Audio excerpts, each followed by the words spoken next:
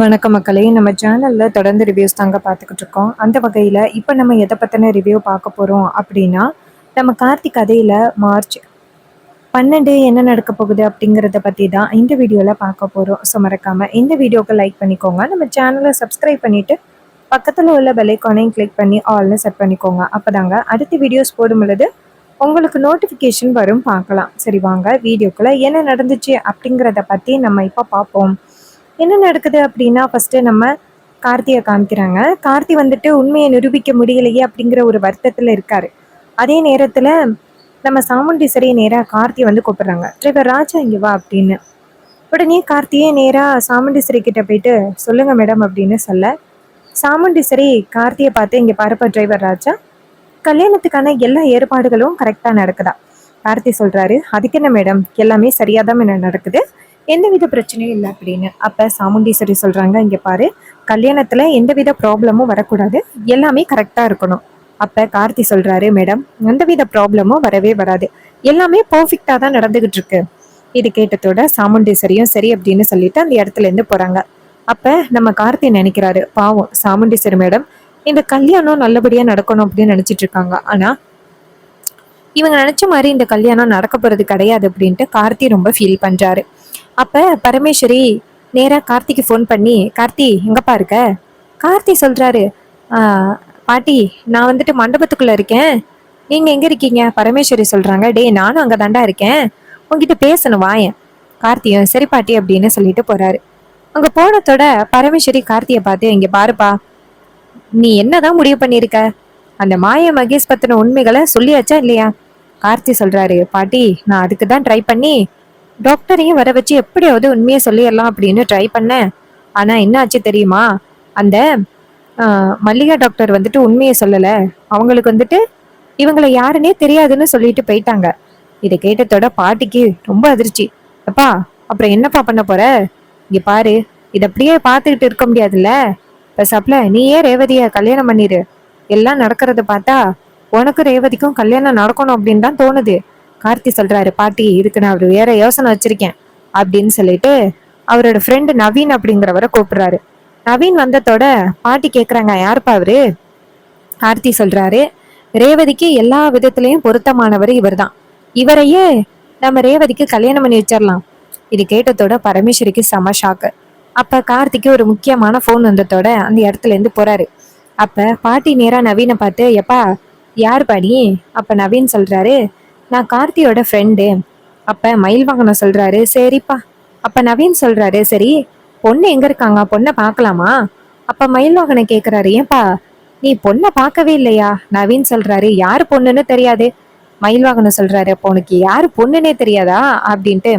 மயில் வாகனம் டக்குன்னு ஒரு பிளான் பண்றாரு, கனெக்ஷனை மாத்தி கொடுத்துட வேண்டியதுதான் அப்படின்ட்டு நவீன் கிட்ட, நீங்க எங்கேயே நின்னுங்க, நான் போய் பொண்ணை கூட்டிட்டு வரேன் அப்படின்ட்டு மயில் வாகனம் நேரா துர்காட்ட போயிட்டு, உன்னோட பயங்கரமான ஃபேன் ஒருத்தவங்க இருக்காங்க அப்படின்னு சொல்லி துர்காவை கூட்டிட்டு வராங்க. துர்காவும் சரி அப்படின்னு சொல்லிட்டு வந்து பார்த்தா அங்க நவீன் நிக்கிறாரு.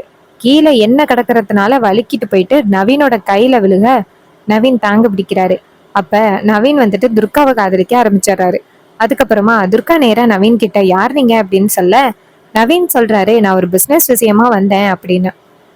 இது கேட்டதோட துர்காவும் சரி அப்படின்னு சொல்ல அந்த இடத்துக்கு கார்த்தி வராரு. கார்த்தி வந்துட்டு என்ன நடக்குதுங்க அப்படின்னு கேட்க துர்கா டக்குன்னு தள்ளி நிக்கிறாங்க. அப்ப நவீன் சொல்றாரு, இங்க பாருப்பா டிரைவர் ராஜா, நான் கல்யாண பொண்ணை பார்க்கலான்னு வந்தேன், கல்யாண பொண்ணு ரொம்ப அழகா இருக்காங்க. அப்ப துர்கா சொல்றாங்க, நான் கல்யாண பொண்ணு இல்ல, என் அக்கா தான் கல்யாண பொண்ணு. இது கேட்டதோட நவீன் சொல்றாரு, ஓ அப்படியா அப்படின்னு சொன்னதோட துர்கா அந்த இடத்துல இருந்து போறாங்க. கார்த்தி நேரா நவீன் கிட்ட, நவீன் என்னாச்சு? நவீன் சொல்றாரு, ஏப்பா இந்த பொண்ணு கல்யாண பொண்ணு இல்லையா? அப்ப கார்த்தி சொல்றாரு, இவங்க இல்லையே. நவீன் சொல்றாரு, எனக்கு இந்த பொண்ணு தான்ப்பா பிடிச்சிருக்கு, நான் இந்த பொண்ணை கல்யாணம் பண்ணிக்கிறேன். கார்த்தி சொல்றாரு, டேய் என்னடா சொல்ற? அப்ப நவீன் சொல்றாரு, இங்க பாரு கார்த்தி, என் மனசை மாத்த முடியாது, எனக்கு இந்த பொண்ணை தான் பிடிச்சிருக்கு, என்னால ரேவதியை கல்யாணம் பண்ணிக்க முடியாது. இந்த பொண்ணு பேர் என்ன? கார்த்தி சொல்றாரு, அந்த பொண்ணு பேரு துர்கா. நவீன் சொல்றாரு, எனக்கு இந்த பொண்ணை தான் கார்த்தி பிடிச்சிருக்கு, தயவு செஞ்சு என்னை விட்டுருப்பா அப்படின்னு சொல்லிட்டு அந்த இடத்துல இருந்து போறாரு. இதை பார்த்ததோட கார்த்திக்கு செம்ம ஷாக்கு. கார்த்தி அங்கேருந்து போயிட்டு நேரா மயில் வாகனத்துக்கிட்ட, என்ன ஆச்சு இங்க அப்படின்னு கேட்க மயில் வாகனம் கேட்கிறாரு, கார்த்தி நான் உன்கிட்ட தான் கேட்கணும், என்ன ஆச்சு? ஏதோ ஒரு நவீன் அப்படிங்கிற மாப்பிள்ளைய கூட்டிட்டு வந்து ரேவதிக்கு கல்யாணம் பண்ணி வைக்கணும்னு சொன்னா இப்ப என்னப்பா ஆச்சு? ஆர்த்தி சொல்றாரு, இங்க பாருங்க, நீங்க தான் பண்ண வேலையா? அப்ப மயில்வாகனம் கேக்குறாரு, நான் என்னப்பா பண்ணேன்? கார்த்தி சொல்றாரு, நீங்க தானே துர்காவை வந்துட்டு நவீன மீட் பண்ண சொன்னீங்க. அப்ப மயில்வாகனம் சொல்றாரு, இங்க பாருப்பா, நான்லாம் அப்படி பண்ணவே இல்லப்பா. அவர் தான் ஏதோ பொண்ணை பார்க்கணும்னு சொன்னாரு, நான் போய் பொண்ணை கூட்டிட்டு வரேன்னு சொன்னேன். அதுக்குள்ளேயும் அவரு துர்காட்ட பேசிக்கிட்டு நின்றுட்டு இருக்காரு, அதுக்கு நான் என்னப்பா பண்ண முடியும்? இதை கேட்டதோட கார்த்தி சொல்றாரு, ஏதோ ஒரு வேலைப்பாடு பார்த்திருக்கீங்க, அது என்னன்னு மட்டும் சொல்ல மாட்டேங்கிறீங்க அப்படின்னு சொல்லிட்டு கார்த்தி கோவமா அந்த இடத்துல இருந்து போறாரு. அவரு போனதோட மயில் வாகனம், பரமேஸ்வரி எல்லாருமே ரொம்ப ஹாப்பியா இருக்காங்க. பரமேஸ்வரி சொல்றாங்க, மாப்பிள்ள செம்ம வேலை பார்த்திருக்கீங்க. மயில் வாகனம் சொல்றாரு, பாட்டி நான் பார்த்த வேலை சரியில்லைதான், ஆனா என்ன பண்றது, ரேவதிக்கும் கார்த்திக்கும் கல்யாணம் ஆகியே ஆகணும்ல, அதனால நம்ம இத மாதிரி எல்லாம் கொஞ்சம் கொஞ்சம் ஃப்ராடு வேலை பண்றதுல தப்பு இல்ல. அப்ப பரமேஸ்வரி சொல்றாங்க, சரிப்பா, சரி அடுத்த பிளான் என்ன? அப்ப மயில் வாகனம் சொல்றாரு, அந்த மாயா மகேஷை எப்படியாவது இந்த இடத்துல இருந்து துரத்தி அடிக்கணும், அதை பார்க்கணும் ஃபர்ஸ்ட். அப்ப பரமேஸ்வரி சொல்றாங்க, என்ன பண்ணாலும் அதுக்கு ரெண்டு போற மாதிரி தெரியலையே. அப்ப மயில் வாகனம் சொல்றாரு, நான் வேற அந்த சட்டையில அருப்புச்செடி போட்டதுனால நான் எங்க கூப்பிட்டாலுமே அவங்க வரமாட்டாங்க. ஏன்னா அவங்களுக்கு என் மேல நம்பிக்கை இல்லாம போயிட்டு இப்ப என்ன பண்றது? பரமேஸ்வரி சொல்றாங்க, பேசாப்ல அந்த மகேஷை கடத்திட்டா என்ன? அவனை கடத்திட்டா இந்த கல்யாணம் நல்லபடியா நடக்கும்ல. இது கேட்டதோட நம்ம மயில் வாகனம் சொல்றாரு, ஆமா பாட்டி, நீங்க ரெண்டு பேரை கூட்டிட்டு வந்திருக்கீங்கல்ல, அவங்க ரெண்டு பேரை வச்சு அந்த மகேஷை தூக்குனா என்ன? இதை கேட்டதோட பாட்டியும் சரி அதே மாதிரியே பண்ணலாம் அப்படின்னு சொல்றாங்க. இன்னொரு பக்கம் மாயாவும் மகேஷும் ரூம்ல இருக்க, அப்ப மகேஷ் சொல்றாரு, மாயா எனக்கு என்னமோ ஏதோ தப்பு நடக்க போற மாதிரியே தோணுது, பேசாப்புல நம்ம இந்த இடத்த விட்டு போயிடலாம் வா. மாயா சொல்றாங்க, டேய் சும்மா இருடா, பல கோடி சொத்து வேணும்னா பல ரிஸ்க் எடுத்துதான் ஆகணும். அப்ப மகேஷ் சொல்றாரு, ரிஸ்க் எடுக்க போறோம் அப்படின்னு சொல்லிட்டு நம்ம பிரச்சனையில மாட்டின மாதிரி ஆகிரும், சொல்றதை கேளு மாயா, நம்ம போயிடலாம். மாயா சொல்றாங்க, இங்க பாரு, ஏதாவது தப்பான முடிவெடுத்தா அவ்வளவுதான், மரியாதையா அமைதியா நெல்லு, நடக்க போற கல்யாணம் கண்டிப்பா நடக்கும், இதுல எந்தவித மாற்றமும் இல்லை அப்படின்னு சொன்னதோட மகேஷும் சரி அப்படின்னு சொல்றாரு. அப்ப மகேஷுக்கு மனசுல கொஞ்சம் பயமாவே இருக்கு. ஏதாவது இந்த மாதிரி யோசிச்சு ஒருவேளை அந்த சாமுண்டீஸ்வரி இவங்க ரெண்டு பேரையும் பிடிச்சா ரொம்ப பெரிய பிரச்சனை ஆகிரும். இதனால மகேஷுக்கு என்ன பண்றதுன்னே தெரியல. அப்ப மாயா சொல்றாங்க, இங்க பாரு மகேஷ், அதான் சந்திரன் ஹெல்ப் பண்றேன்னு சொன்னாங்கல்ல, கொஞ்சம் பொறுமையாயிரு. ஒண்ணு அந்த சாமுண்டீஸ்வரியவோ இல்ல அந்த டிரைவர் ராஜா பைய, ரெண்டு பேர்ல யாராவது ஒருத்தலை கடத்திட்டா இந்த கல்யாணம் தங்கு தடை இல்லாம நல்லாவே நடக்கும். இது கேட்டதோட மகேஷும் சரி, எங்க அந்த சந்திரா என்ன பிளான் பண்ணியிருக்காங்க? மாயா சொல்றாங்க, சரி நீ இங்கே இரு, இங்க பாரு, அந்த லூசு பைய மயில் வாகனம், அந்த ராஜராஜா டிரைவர் ராஜா, யாரு கூப்பிட்டாலுமே இந்த இடத்த விட்டு நீ போக கூடாது. இதை கேட்டதோட மகேஷும் சரி, உனக்கு ஏதாவது ஆபத்துன்னு கூப்பிட்டா என்ன பண்றது? மாயா சொல்றாங்க, இங்க பாருடா, இந்த இடத்த விட்டு நீ வெளியில வராத, அது மட்டும் போதும் எனக்கு அப்படின்னு சொல்லிட்டு மாயா அந்த இடத்துல இருந்து வெளியில வராங்க. வந்துட்டு சந்திராவை போய் பாக்குறாங்க. அப்ப சந்திர நேரா மாயா கிட்ட, சொல்லு மாயா. மாயா சொல்றாங்க, என்ன மேடம் பிளான் பண்ணிருக்கீங்க? எனக்கு இருக்க இருக்க ரொம்ப பயமா இருக்கு. கடைசி நேரத்துல அந்த சாமுண்டீஸ்வரி எங்களை ஏதாவது பண்ணிட்டு அந்த டிரைவர் ராஜா பயலுக்கும் ரேவதிக்கும் கல்யாணம் பண்ணி வச்சுட்டா என்ன பண்றது? சந்திரா சொல்றாங்க, இங்க பாரு, நீ கவலைப்படாத, அதோட என்கிட்ட இப்படி அடிக்கடி வந்து பேசாத, அப்புறம் அக்கா கறிக்கு ஏன் மேல சந்தேகம் வந்துடும். மாயா சொல்றாங்க, என்ன மேடம் திடீர்னு இப்படி சொல்றீங்க? அப்ப சந்திரா சொல்றாங்க, அப்புறம் நீ பாட்டுக்கு வந்து இப்படி அடிக்கடி பேசிக்கிட்டு இருந்தீன்னா அக்காவுக்கு ஏன் மேல சந்தேகம் வந்துருச்சுன்னா அப்புறம் எப்படி எனக்கு உங்களுக்கு வந்துட்டு ஹெல்ப் பண்ண முடியும்? அப்புறம் பிரச்சனை ஆயிரும், இந்த மாதிரியெல்லாம் வந்து பேசாத. இது கேட்டதோட மாயாவும் சரிங்க மேடம் அப்படின்னு சொல்லிட்டு போறாங்க. மாயா நினைக்கிறாங்க, இவன் என்ன இப்படி எரிஞ்சு விழுறா, கல்யாணம் மட்டும் முடியட்டும், ஃபர்ஸ்ட் இவளை துரத்தி அடிக்கணும் வீட்டை விட்டு அப்படின்ட்டு அந்த மாயா நினைக்கிறாங்க. அப்ப சந்திரன் நினைக்கிறாங்க, கல்யாணம் முடியட்டுண்டி, அதுக்கப்புறம் இருக்கும் உங்களுக்கு அப்படின்னு சந்திரன் நினைக்கிறாங்க. இன்னொரு பக்கம் சாமுண்டீஸ்வரிக்கு ஒரே குழப்பமா இருக்கு, எப்படி இந்த கல்யாணத்தை முடிக்கிறது அப்படின்னு. சாமுண்டீஸ்வரி நேரா ரூமுக்குள்ள போறாங்க. போயிட்டு நேரா போலீஸ்க்கு கால் பண்றாங்க. போலீஸ் போன் அட்டன் பண்ணி, சொல்லுங்க மேடம் அப்படின்னு சொல்ல சாமுண்டீஸ்வரி சொல்றாங்க, பக்கத்துல ஒரு மண்டபம் இருக்குல்ல, அந்த மண்டபத்துக்கு வாங்க, ஒரு ரெண்டு பேரை பிடிச்சு கொடுக்கணும். அவங்க கேக்குறாங்க, என்ன மேடம் என்னாச்சு? சாமுண்டீஸ்வரி சொல்றாங்க, ரொம்ப நாளைக்கு முன்னாடி நம்ம ஊர்ல செங்கல் சூளையில ராமசாமி அப்படிங்கிறவர் இறந்தாருல்ல, அவர் இறப்புக்கு ரொம்ப நாளைக்கு முன்னாடி அவரு ஏதோ தானாவே தன் கதையை முடிச்சுக்கிட்டாரு அப்படின்ட்டு நியூஸ் பரவனுச்சுல்ல, ஆனா அதெல்லாம் கிடையாது. அவரை காலி பண்ணது யார் அப்படிங்கிறது எனக்கு தெரியும், நீங்க நேரா மண்டபத்துக்கு வாங்க அப்படின்னு. இது கேட்டதோட அவங்க சொல்றாங்க, போன் அடிக்கிறது யாரு? அப்ப சாமுண்டீஸ்வரி சொல்றாங்க, நீங்க வாங்க சார் அப்படின்னு சொன்னதோட அவங்களும் சரி அப்படின்னு சொல்லிட்டு நேரா மண்டபத்துக்கு வராங்க. இன்னொரு பக்கம் சாமுண்டீஸ்வரி வந்துட்டு ஏ ராஜா, ராஜா தான் இன்னைக்கு ரேவதிக்கு வந்துட்டு மாப்பிள்ள. மாயா மகேஷ் இன்னும் கொஞ்ச நேரத்துல போலீஸ் கிட்ட பிடிச்சு கொடுக்க போறேன் அப்படின்னு சாமுண்டீஸ்வரி ரொம்ப ஹாப்பியா இருக்காங்க. இன்னொரு பக்கம் மாயா வந்துட்டு நேரா மகேஷ் கிட்ட போயிட்டு, டேய் மகேஷ், எனக்கும் ஏதோ பிரச்சனை ஆக போற மாதிரி தெரியுதுடா, பேசாப்புல நம்ம இந்த மண்டபத்தை விட்டு போயிடலாம் அப்படின்னு சொல்லிட்டு வெளியில வர, டக்குன்னு சாமுண்டீஸ்வரி அவங்க ரெண்டு பேரையும் நிப்பாட்டி எங்க போறீங்க அப்படின்னு கேட்க, மாயா சொல்றாங்க, இல்ல மேடம், இவனுக்கு இந்த பட்டு வெட்டி பட்டு சட்டை கொடுத்தீங்களா, அதை வீட்டுல வச்சுட்டு வந்துட்டேன், அதான் எடுக்க வந்தேன். அப்ப சாமுண்டீஸ்வரி சொல்றாங்க, நீங்க எங்கேயும் போக வேணாம், எதுவும் எடுக்கிற மாதிரி இருந்தா நான் டிரைவர் ராஜாவை அனுப்புறேன், நீங்க எங்கேயும் போக கூடாது மாப்பிள்ள அப்படின்னு சொன்னதோட மகேஷ் பயப்பட ஆரம்பிக்கிறாரு. ஆகா, சாமுண்டீஸ்வரி இக்கு வச்சு பேசுறாளே அப்படின்னு. அப்ப சாமுண்டீஸ்வரி நேரா மாயா மகேஷ் கிட்ட, எங்கேயும் போகாதீங்க, ரூமுக்குள்ளே இருங்க அப்படின்ட்டு ரூமுக்குள்ள அனுப்புறாங்க. மாயாவும் மகேஷும் போயிட்டு ரூமுக்குள்ள உட்காடுறாங்க. அப்ப மாயா நேரா மகேஷ் கிட்ட, டேய் என்னடா இந்த பொம்பளை நம்மளை வெளியில போக விட மாட்டேங்கிறா, கண்டிப்பா ஏதோ பிளான் பண்ணிட்டாடா நம்ம இந்த இடத்த விட்டு போகாம இருக்கிறதுக்கு. அப்ப மகேஷ் சொல்றாரு, ஆமா, நான் அப்பவே சொன்னேன்னு, அந்த சந்திரா பேச்சு கேட்டுக்கிட்டு நம்ம இங்க இருந்தது ரொம்ப தப்பு. நம்ம எப்பவோ இந்த இடத்த விட்டு தப்பிச்சு போயிருக்கணும். அதை விட்டுட்டு நம்ம அந்த சந்திரா சொன்னா அப்படிங்கிறதுக்காக நம்ம இங்க இருந்தது ரொம்ப தப்பாயிருச்சு. இப்ப என்ன பண்றது? அதுக்கு சந்திரா சொல்றாங்க, மாயா சொல்றாங்க, டேய் நம்ம பின்வாசலால தப்பிச்சு போக பாப்பண்டா அப்படின்ட்டு நேரா மண்டபத்துக்கூட பின்வாசல் வழியா தப்பிச்சு போக பார்க்க, அப்ப போலீஸ் வந்துட்டு டக்குன்னு மாயா மகேஷை பிடிக்கிறாங்க. அப்ப மாயமும் மகேஷும் ஷாக் ஆகி, சார் எதுக்கு சார் எங்களை பிடிக்கிறீங்க, நாங்க என்ன சார் பண்ணோம்? போலீஸ் சொல்றாங்க, இப்ப வரப்போறீங்களா இல்லையா அப்படின்னு சொல்லிட்டு நேரா மண்டபத்துக்குள்ள இழுத்துட்டு வராங்க. சாமுண்டீஸ்வரி அவங்க ரெண்டு பேரும் வரதை பார்த்துட்டு சந்தோஷப்படுறாங்க. அப்ப மாயா நேரா சாமுண்டீஸ்வரியை பார்த்து, மேடம் நாங்க என்ன மேடம் தப்பு பண்ணோம், இவங்க எதுக்கு மேடம் எங்களை கைது பண்றாங்க? சாமுண்டீஸ்வரி சொல்றாங்க, இங்க பாரு, கட்டின புருஷனை குழந்தை கூட சேர்ந்து வாழணும் அப்படிங்கிறதுக்காக நீ கட்டின புருஷனையே காலி பண்ணியிருக்க. நீ எப்படிப்பட்ட ஒரு பொம்பளையா இருப்ப? உன் வீட்டுக்கு என் பொண்ணு மருமகளா வரணுமா அப்படின்னு. இது கேட்டதோட ரொம்ப அதிர்ச்சி ஆகுறாங்க நம்ம மாயா. மகேஷும் செம ஷாக் ஆகுறாரு. மகேஷ் பதட்டத்துல, உங்களுக்கு எப்படி இந்த உண்மை தெரியும் அப்படின்னதோட போலீஸ் நேரா மகேஷை பார்த்து, அப்ப நீங்க தான் பண்ணியிருக்கீங்க. இது கேட்டதோட மாயா டக்குன்னு மகேஷை பார்த்து, டேய் வாய முடுறான். அப்ப மகேஷ் சொல்றாரு, மாயா அதான் உண்மை தெரிஞ்சு போச்சே, இதுக்கப்புறம் எப்படி மறைக்கிறது? இது கேட்டதோட மாயா நேரா மகேஷ் கிட்ட, டேய் முட்டாள் வாய முடுறா அப்படின்னு சொல்றாங்க. அப்ப நம்ம கார்த்தி பரமேஸ்வரி எல்லாருமே அந்த இடத்துக்கு வராங்க. நம்ம ரேவதியும் அந்த இடத்துக்கு வராங்க. போலீஸ் வந்துட்டு மகேஷை பிடிச்சிருக்கிறத பார்த்துட்டு ரேவதி அதிர்ச்சியாகி, அம்மா இங்க என்ன நடக்குது அப்படின்னு கேட்க, அப்ப சாமுண்டீஸ்வரி சொல்றாங்க, ரேவதி இவங்க ரெண்டு பேருமே நல்லவங்க இல்லம்மா, உன்னை நல்லா ஏமாத்திருக்காங்க. ரேவதி கேக்குறாங்க, என்னம்மா சொல்றீங்க?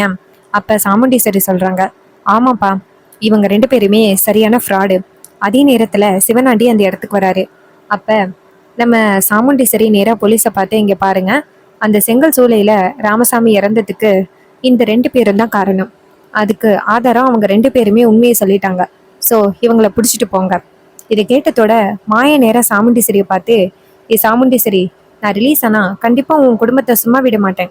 அப்ப சாமுண்டீஸ்வரி சொல்றாங்க, உன்னால எதுவும் பண்ண முடியாது போடி அப்படின்னு சொன்னதோட மாய ரொம்ப அதிர்ச்சி ஆகுறாங்க.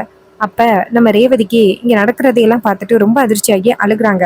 அப்ப சாமுண்டீஸ்வரி நேரா ரேவதி கிட்ட போயிட்டு, அழாதம்மா அப்படின்னு சொல்றாங்க. அதே நேரத்துல சிவனாண்டி அந்த இடத்துக்கு வந்துட்டு, அப்புறம் என்ன, சாமுண்டீஸ்வரிக்கு அவ பொண்ணோட வாழ்க்கைய காப்பாத்த தெரியல, தான் பொண்ணோட வாழ்க்கை மண்டபத்துக்கு வரைக்கும் வந்து நின்றுச்சு, இந்த மாதிரி ஒரு அசிங்கம் யாராவதுக்கு நடக்குமா?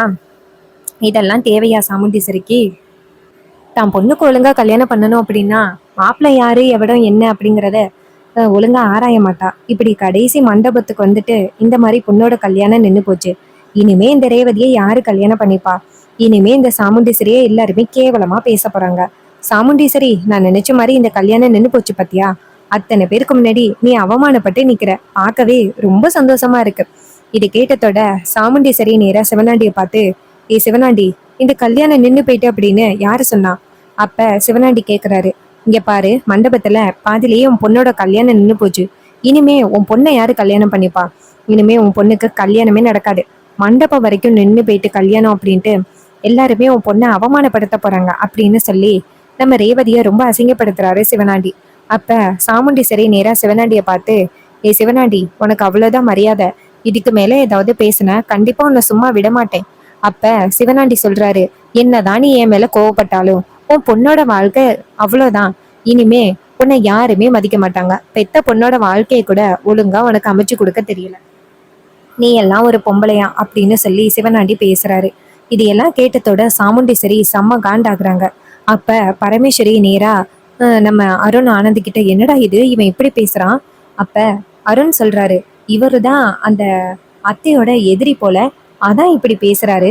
பரமேஸ்வரி சொல்றாங்க, இவெல்லாம் இப்படி பேசணும்னு அவசியமா, நான் போய் கேட்கறேன் அப்படின்ட்டு பரமேஸ்வரி நேரா சிவனாண்டி கிட்ட போயிட்டு, ஏய் நீ தான் இத்தனை நாளும் என் மருமக கிட்ட தேவையில்லாம வம்பு வளர்த்துக்கிட்டு இருக்கவனா? டேய் இங்க பாருடா, உனக்கெல்லாம் அவ்வளவுதான் மரியாதை. என் புருஷனுக்கு மட்டும் நீ இந்த மாதிரி வாலாட்டுறது தெரிஞ்சிச்சு, வாழை ஒட்ட நறுக்கிடுவாரு. மரியாதையா போடா.